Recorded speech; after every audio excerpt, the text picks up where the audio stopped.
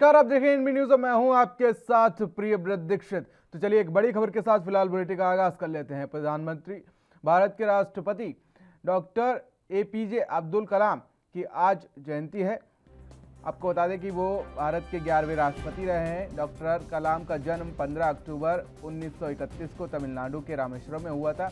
एक मुस्लिम परिवार में उनका जन्म हुआ था। दुनिया उन्हें नाम से कम उनके काम से ज़्यादा जानती है। देश को आधुनिक स्वदेशी मिसाइल बनाने में सक्षम बनाने वाले मिसाइल मैन के नाम से जाने जाने वाले डॉक्टर अब्दुल कलाम का पूरा जीवन साधारण रहकर असाधारण रहा। पूरा देश 15 अक्टूबर को उनके जन्मदिन पर उन्हें याद कर रहा है। वहीं पीएम मोदी ने भी मिसाइल मैन को नमन किया है। पीएम मोदी ने याद करते हुए उनकी और अपनी तस्वीर को साथ में ट्वीट किया है। उन्होंने भारत को मजबूत, समृद्ध और सक्षम बनाने में अपना जीवन समर्पित कर दिया। हमेशा देशवासियों के लिए प्रेरणा बने रहेंगे।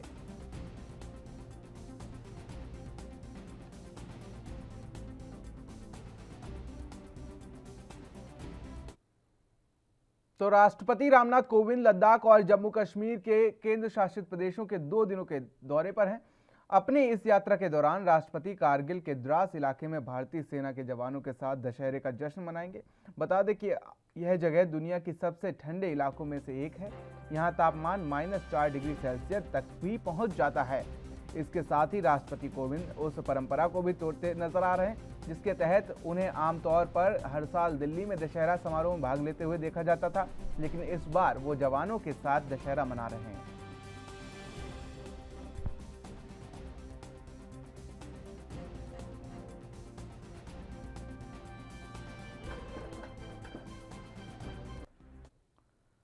तो वहीं किसान आंदोलन स्थल कुंडली में सिंघू बॉर्डर पर गुरुवार रात एक युवक की बेरहमी से हत्या कर दी गई। उसे 100 मीटर तक घसीटा गया, एक हाथ काट दिया गया और शव को किसान आंदोलन मंच के सामने लटका दिया गया। युवक पर गुरु ग्रंथ साहिब की बेअदबी का आरोप है।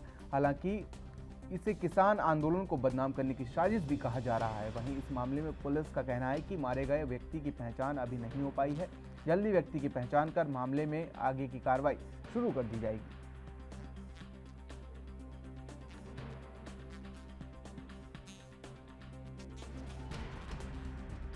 देखिए, आज सुबह 5 बजे थाना कुंडली में सूचना मिली थी कि किसान आंदोलन जो चल रहा है उसकी स्टेज के पास एक आदमी का हाथ पांव काट के लटकाया हुआ है।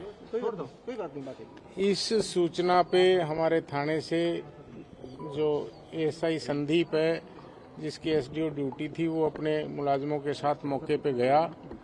उसने वहां जाके देखा कि एक आदमी का हाथ पांव काट रखा है, शरीर पे केवल अंडरवियर पहना हुआ था और बैरिकेड के साथ उसकी डेड बॉडी लटकी हुई थी।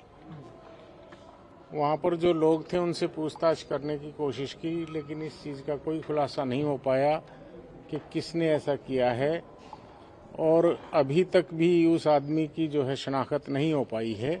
हम उसकी कोशिश कर रहे हैं और एफआईआर लॉन्च कर ली है हमने अननोन आदमी के खिलाफ और उसकी हम इन्वेस्टिगेशन कर रहे हैं। जो भी तो सिंघू बॉर्डर पर हुई युवक की हत्या को लेकर हरजीत सिंह ग्रेवाल ने अपनी प्रतिक्रिया दी है।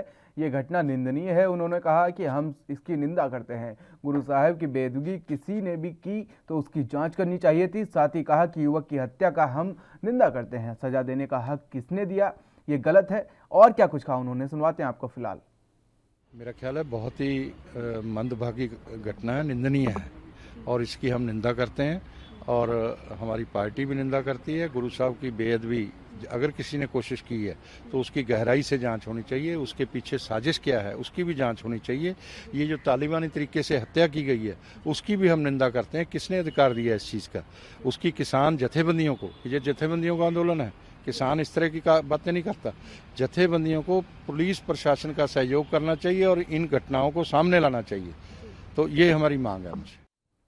तो विजयदशमी के मौके पर आज राष्ट्रीय स्वयंसेवक संघ के प्रमुख मोहन भागवत ने नागपुर मुख्यालय में शस्त्र पूजन किया। इस मौके पर भागवत ने डॉक्टर केशव बलिराम हेडगेवर और माधव सदाशिव का भी पुष्पांजलि अर्पित किया। इस दौरान अपने संबोधन में आरएसएस प्रमुख मोहन भागवत ने कहा कि जिस दिन हम स्वतंत्र हुए उस दिन स्वतंत्रता के आनंद के साथ हमने एक अत्यंत दुर्धर वेदना को भी अपने मन में अनुभव किया। वो दर्द अभी तक गया नहीं है। अपने देश का विभाजन हुआ, अत्यंत दुखद इतिहास है वो, लेकिन उस इतिहास का सत्य का सामना करना चाहिए, उसे जानना चाहिए। साथ ही कहा कि हिंदू धर्म ऐसा है जहां सभी का सम्मान होता है।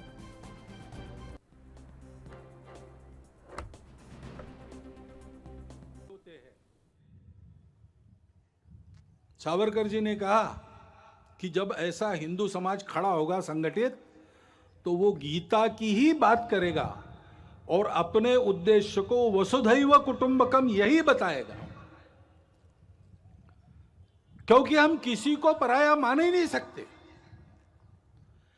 ऐसा हमारा जो आध्यात्मिक राष्ट्रीयता का स्व है वो उदय होने। तो वहीं आरएसएस प्रमुख ने नागपुर में कहा कि ड्रग्स तस्करी का पैसा देश विरोधी गतिविधियों में इस्तेमाल हो रहा है। मोहन भागवत ने इस बयान पर शिवसेना नेता संजय राउत ने समर्थन किया और उन्होंने क्या कुछ कहा, फिलहाल आपको सुनवाते हैं।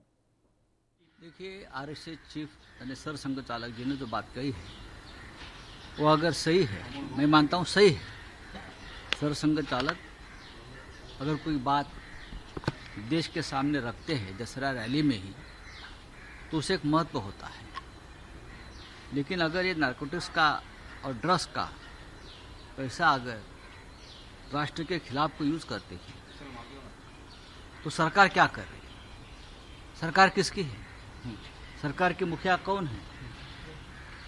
और सरकार ने ही कहा था, जब नोटबंदी का निर्णय हुआ था तब ये बयान आया था प्रधानमंत्री जी की तरफ से कि नोटबंदी से ये ड्रग्स का जो पैसा टेररिस्ट को मिलता है, माफिया को मिलता है, वो बंद हो जाएगा, वो टूट जाएगा, वो लिंक टूट जाएगी। लेकिन अगर ये नहीं हुआ है तो सरसंघ चालक की चिंता सही है, हम भी उस चिंता से सहमत।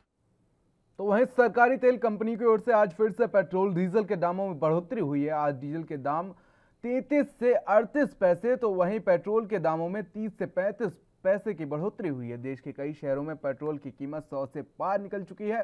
तो वहीं देश में रोजाना बढ़ते पेट्रोल डीजल के दाम आम आदमी की आमदनी पर भी असर डाल रहे हैं। दिल्ली में पेट्रोल के दाम 105 रुपए 14 पैसे हैं, जबकि डीजल के दाम 93 रुपए 87 पैसे प्रति लीटर हैं। मुंबई में पेट्रोल की कीमत 111 रुपए 9 पैसे है और डीजल की कीमत 101 रुपए 78 पैसे प्रति लीटर बताई जा रही है। कोलकाता में पेट्रोल के दाम 105 रुपए 76 पैसे हैं, जबकि डीजल के दाम 96 रुपए 98 पैसे बताए जा रहे हैं। तो वहीं चेन्नई की बात की जाए तो पेट्रोल 102 रुपए 40 पैसे है, तो डीजल के दाम 98 रुपए 26 पैसे प्रति लीटर बताए जा रहे हैं।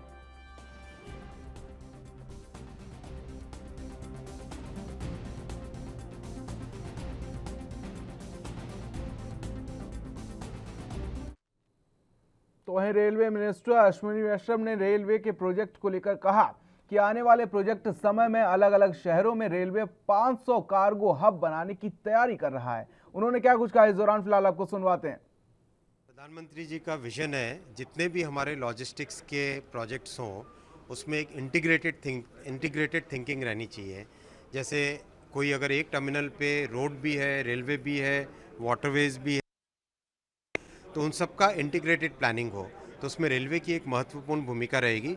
आगामी दिनों में, आगामी वर्षों में करीब 500 के आसपास मल्टी मॉडल कार्गो हब्स की कल्पना है, उसकी तैयारी, उसकी प्लानिंग है, वो तैयार किए जाएंगे। कुछ ऑनगोइंग प्रोजेक्ट भी इसमें शामिल किए जाएंगे सर? बिल्कुल, जितना जैसे डेडिकेटेड फ्रेट कॉरिडोर है, तो डेडिकेटेड फ्रेट कॉरिडोर से जुड़ के भी मल्टी मॉडल कार्गो हब्स बने। हाई स्पीड रेल है तो हाई स्पीड रेल से रिलेटेड भी उसमें पैसेंजर्स का इंटीग्रेशन कैसे हो रेलवे के साथ, मेट्रो के साथ, तो ऑनगोइंग प्रोजेक्ट्स में भी इसी तरह की।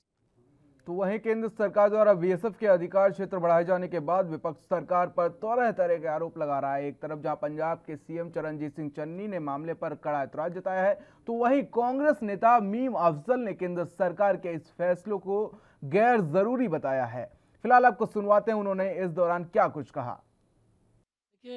मोदी सरकार जो भी काम करती है उसके पीछे कोई गहरी मंशा हमेशा होती है, और मैं ये मानता हूँ कि इस वक्त जो ये इन्होंने ऐलान किया है वो गैर ज़रूरी है, और ये हमारे भारत के जो फेडरल सिस्टम है उसको कमज़ोर करने की बाकायदा कोशिश है, बल्कि उसको टूल के तौर पर आगे इस्तेमाल किया जाएगा। इसीलिए इसके ख़िलाफ़ इतनी बयानबाजी भी हो रही है, और लोग इस पर एतराज़ भी तो वहीं कांग्रेस नेता रवनीत सिंह ने बीएसएफ के अधिकार क्षेत्र 50 किलोमीटर करने के केंद्र सरकार के फैसले की कड़ी निंदा की है। उन्होंने कहा कि केंद्र सरकार के इस फैसले पर पूरे पंजाब को आपत्ति है। उन्होंने कहा कि सरकार पंजाब के अधिकारों का हनन कर रही है। आपको सुनवाते हैं फिलहाल उन्होंने इस दौरान क्या कुछ कहा। सीएम साहब की आपत्ति तो है ही है, सारे पंजाब की आपत्ति है भाई। आप समझिए, जो 15 किलोमीटर था पहले, हम टेररिज्म की लड़ाई लड़ते रहे हैं, ओपन बॉर्डर था, फेंसिंग नहीं थी। 15 किलोमीटर के अंदर कोई गांव नहीं है, कोई बसों नहीं है जो पंजाबी में कहते हैं।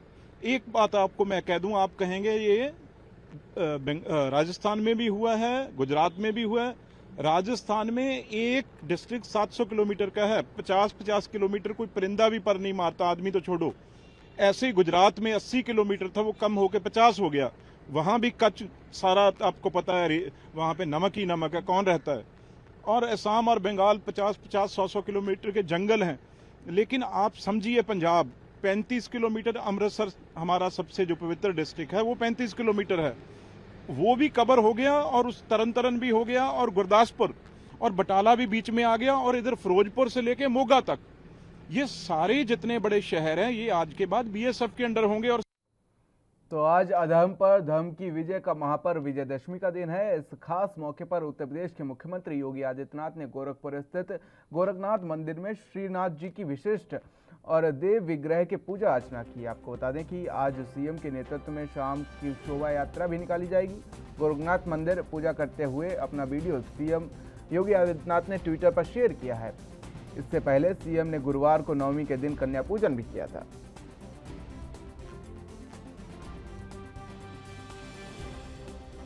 तो आपको बता दें कि आज सीएम योगी आदित्यनाथ गोरखपुर में है, जहां पर उन्होंने पूजा अर्चना की। विजयदशमी के मौके पर सीएम योगी आदित्यनाथ पूजा करते हुए नजर आ रहे हैं। तो वहीं आज अधर्म पर धर्म की विजय का महापर्व विजयदशमी का दिन है। इस खास मौके पर उत्तर प्रदेश के मुख्यमंत्री योगी आदित्यनाथ ने गोरखपुर स्थित गोरखनाथ मंदिर में श्रीनाथ जी की विशिष्ट और देव विग्रह का पूजा अर्चना किया। आज सीएम के नेतृत्व में शाम को शोभा यात्रा भी निकाली जाएगी। तो वहीं इस दौरान क्या कुछ खास रहने वाला है, ये देखने वाली बात होगी। तो वहीं यूपी के सीतापुर में रामलीला के मेले में अश्लील डांस का मामला सामने आया है। थाना सकरन के महाराजनगर में रामलीला मेले में अश्लील डांस करने का एक वीडियो वायरल हुआ है। वायरल वीडियो में रामलीला मंचन के लिए बनाए गए मंच पर डांसर अश्लील डांस कर रही हैं और लोग उन पर पैसे लुटा रहे हैं। महाराजनगर में रामलीला मंचन के लिए बनाए गए मंच पर कस्बे के लोगों का आरोप है कि कमेटी के लोग रामलीला मंचन की आड़ में डांसरों को बुलाकर उनसे अश्लील डांस करा रहे हैं। तो वहीं अब वीडियो जमकर वायरल हो रहा है।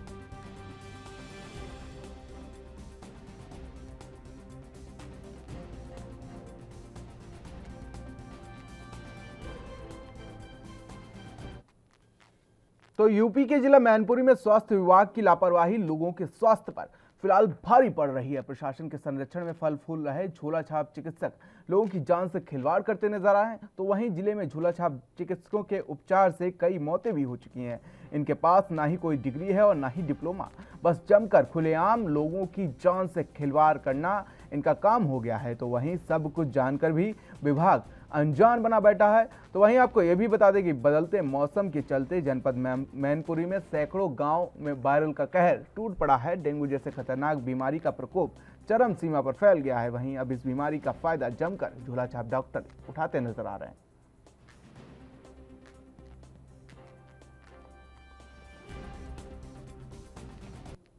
सर, आपके जनपद मैनपुरी में अगर जो झोला छाप डॉक्टर की बात करें तो बिना डिग्री के जगह जगह पर उपचार करते हुए देखे जा रहे हैं। सर, क्या कहेंगे इस संबंध में?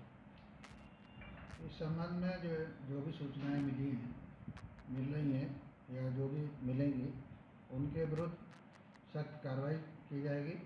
अभी हमने जो है पैथोलॉजी के खिलाफ अभियान चलाया था और मतलब उसमें जो भी लोग दोषी पाए गए हैं उनके खिलाफ कार्रवाई करेंगे। अच्छा सर, जैसे कि अभी डेंगू की बात की जाए तो डेंगू का जो है ना चारों तरफ जो है ना महामारी सी फैली हुई है। सर, इसमें कितना सुधार हो रहा है? ये वायरल फीवर है और इसमें जो है सभी निरोधात्मक कार्रवाई जो है पूरे ज़िले में कराई जा रही है।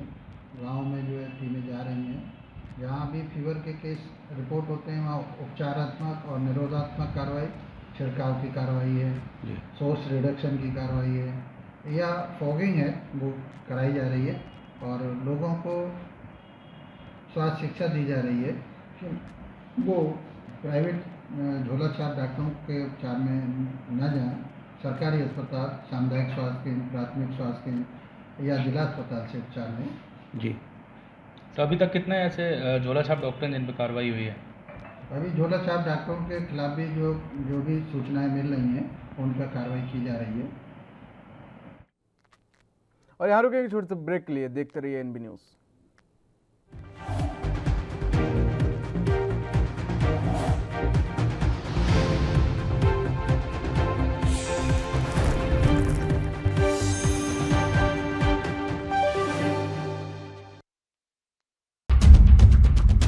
स्वागत है आपका 2021 के भव्य राष्ट्रीय आदिवासी नृत्य महोत्सव में। अब छत्तीसगढ़ की माटी में फिर से फैलेगी आदिवासी कला एवं संस्कृति की खुशबू। पारंपरिक वाद्य यंत्रों की धुन में झूमने को हो जाइए तैयार, क्योंकि भारत के विभिन्न प्रांतों और विश्व की विभिन्न मूल सभ्यताओं को संजोकर रखने वाले कलाकारों की बेहतरीन प्रस्तुति फिर से आपके मन मस्तिष्क को करेगी रोमांचित। छत्तीसगढ़ सरकार की मेजबानी में राजधानी रायपुर में 28 अक्टूबर 2021 से 30 अक्टूबर 2021 तक होगा भव्य राष्ट्रीय आदिवासी नृत्य समारोह।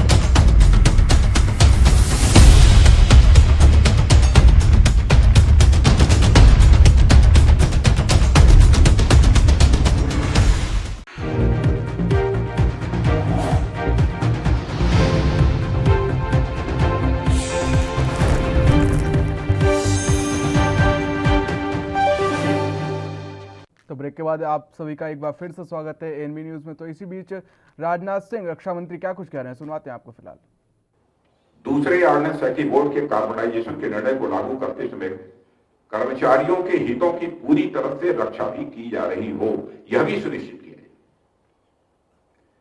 इन फैक्टर्स को ध्यान में रखते हुए ऑर्डिनेंस सेक्रेटरी बोर्ड का पुनर्गठन करने और इसे 7 कॉर्पोरेट एंटिटीज में बदलने का निर्णय लिया गया और इस निर्णय से इन कंपनीज को ऑटोनॉमी मिलेगी और साथ ही साथ नई कंपनीज के तहत 41 फैक्ट्रीज के कामकाज में अकाउंटेबिलिटी और एफिशिएंसी में सुधार करने में मदद भी मिलेगी।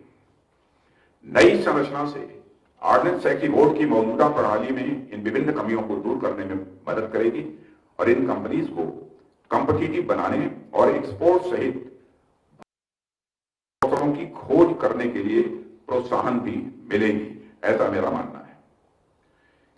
इस पुनर्गठन का उद्देश्य ऑर्डिनेंस फैक्ट्रीज को प्रोडक्टिव और प्रॉफिटेबल एसेट्स में बदलना, प्रोडक्ट रेंज में विशेषज्ञता को बेहतर करना, कॉम्पिटिटिवनेस में वृद्धि, गुणवत्ता और कॉस्ट इफिशिएंसी को बढ़ाना है। यह प्रमुख उद्देश्य है। एम्प्लॉइज फेडरेशंस और एसोसिएशन के साथ डिस्कशन के दौरान यह देखा गया कि उनकी मुख्य चिंता थी कि उनकी सर्विस कंडीशन की सुरक्षा और नई कंपनियों के भविष्य के बारे में जो आशंकाओं से संबंधित थी। उनके साथ secretary defence production Shri Rajkumar ji की भी कई बैठकें हुई। एम्प्लॉइज फेडरेशन के साथ हमारी भी हुई है।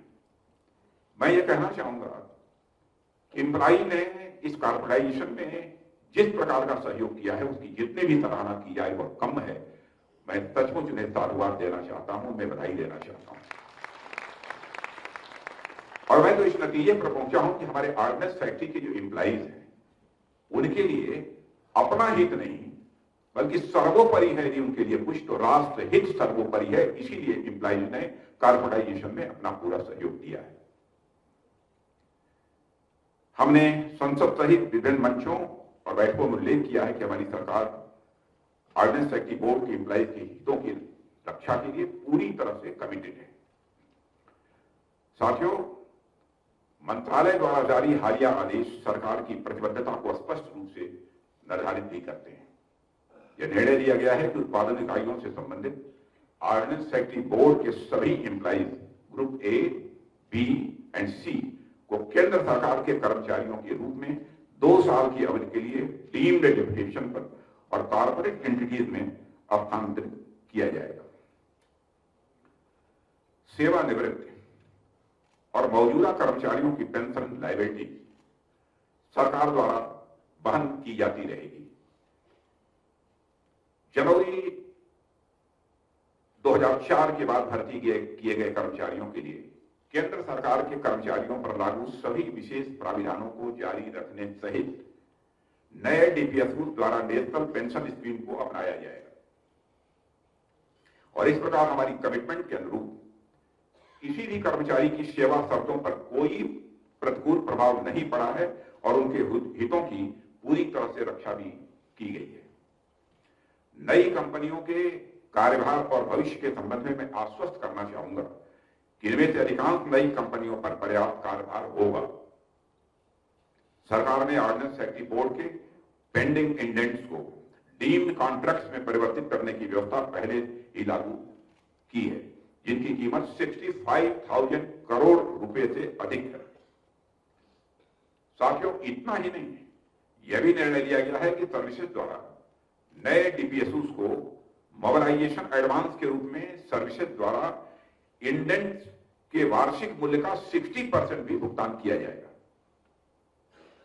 तदनुसार वित्त वर्ष 2021-2022 के लक्ष्यों के लिए मोबिलाइजेशन एडवांस का भुगतान भी संबंधित इंडेंटर्स द्वारा नए डीपीएसयूज को किया गया है, जिसकी कीमत लगभग 7,100 करोड़ रुपए है। इसके अलावा डाइवर्सिफिकेशन और एक्सपोर्ट्स के माध्यम से नए डीपीएसयूज के ग्रोथ की काफी संभावनाएं हैं। Munitions India limited, Avani, all India, TCL, YL, IOL और जीआईएल कंपनियों में ग्रोथ की पूरी क्षमता है और अब इनके पास मार्केट एक्सप्लोर करने के लिए और अधिक अपॉर्चुनिटी भी भविष्य में होगी। फिर भी यदि आवश्यक होता है तो सरकार द्वारा इन नई कंपनियों को शुरू में फाइनेंशियल और नॉन फाइनेंशियल इंटरवेंशन के माध्यम से सहायता देने की भी हमारी योजना है। नई कंपनियों का इनकॉर्पोरेशन हो गया है और उन्होंने अपना बिजनेस भी शुरू कर दिया है। मैं इस अवसर पर फेडरेशंस, एम्प्लॉइज फेडरेशंस और एसोसिएशन सहित ओएफडी के सभी कर्मचारियों को इस सुचारू परिवर्तन में सहयोग देने के लिए पुनः मैं धन्यवाद देता हूं।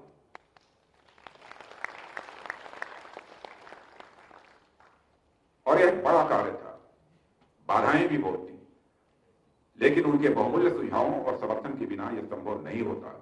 यदि संभव हुआ है तो उन्हीं के सहयोग के कारण हुआ है। मैं उनसे नए प्रबंधन को पूर्ण सहयोग जारी रखने की अपील करता हूं और प्रबंधन से भी मैं अपील करना चाहता हूं अपनी तरफ से, जो मैनेजमेंट के लोग हैं, सीएमडीज हैं, एमडीज हैं, उनसे भी मैं ये अपील करना चाहूंगा और स्पष्ट रूप से कहना चाहूंगा कि डीपीएसयू को केवल डीपीएसयू की तरह ही न चलाया जाए, बल्कि डीपीएसयू को एक परिवार की तरह हमको चलाने की जरूरत है, ताकि सारे एम्प्लॉइज की भी चिंता करें, जितने काम करने वाले लोग हैं उनकी चिंता करें। हमारा अपने राजनीतिक जीवन का यह अनुभव है, यानी हमारे साथ काम करने वाले लोगों को हमारे पर भरोसा है, विश्वास है, तो भले ही काम करने वाले सहयोगियों के सामने कितना भी बड़ा जोखिम क्यों न हो, भविष्य में आने वाली क्षति की संभावनाएं भी क्यों न हो, वो पूरी तरह से कंधे से कंधा मिलाकर खड़े रहते हैं। और मुझे पूरा विश्वास है कि आगे इन डीपीएसयूज को, पब्लिक सेक्टर अंडरटेकिंग्स को सफल बनाने में, कामयाब बनाने में हमारे ऑर्डिनेंस फैक्ट्री बोर्ड के सारे एम्प्लॉइज कंधे से कंधा मिलाकर खड़े रहेंगे। मैं पूरे विश्वास के साथ मैं कह सकता हूं, क्योंकि जो भी हमारी उनके साथ बातचीत हुई उससे मैं बहुत प्रभावित हुआ। इसीलिए मैंने कहा, प्रबंधन से भी अपील की है कि पीएसयू को परिवार की तरह ही चलाएं और एवं एम्प्लॉइज को सबसे महत्वपूर्ण स्टेक होल्डर के रूप में भी वह देखें। मैं नए प्रबंधन से भी अपील करूंगा कि वह सर्विसेज के ऑर्डर पर निर्भर न रहें।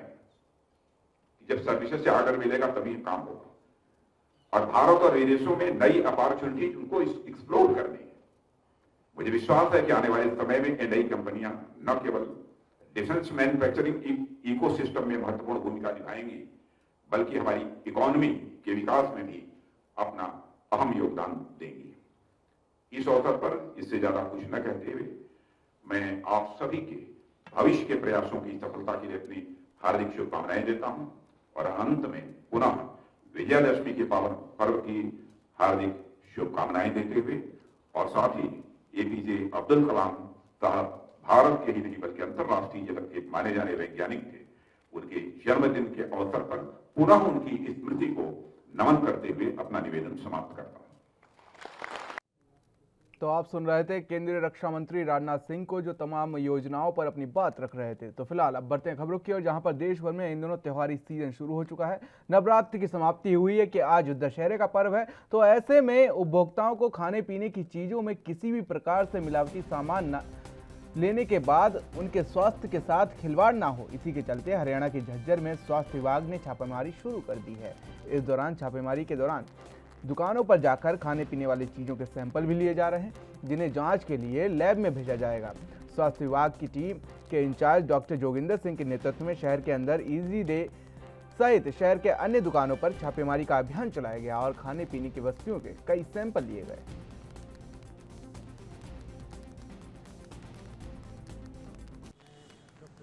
Food safety officer Jhajjar.